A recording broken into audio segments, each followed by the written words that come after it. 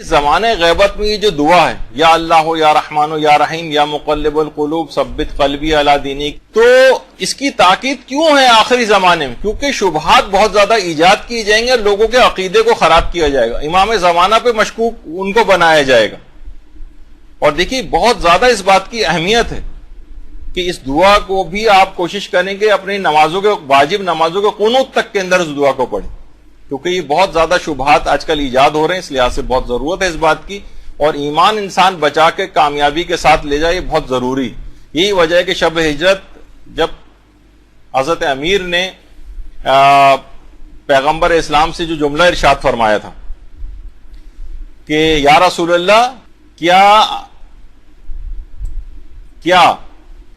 میرا دین سلامت رہے گا؟ پیغمبر نے کہا ہاں تمہارا دین سلامت رہے گا۔ تو یعنی ہمیں پیغام دیا جا رہا ہے کہ دین کی سلامتی، عقیدے کی سلامتی کتنی زیادہ ضروری۔ تو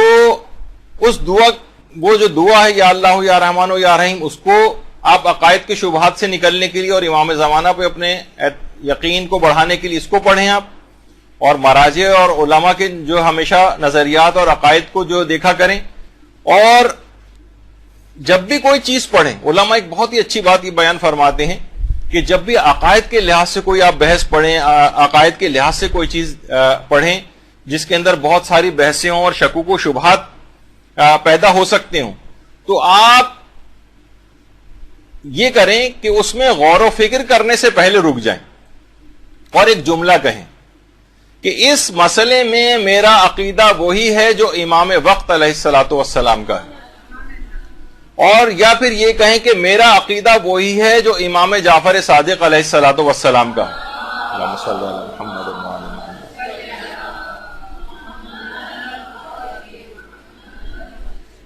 اس کے بعد آپ غور و فکر کریں تو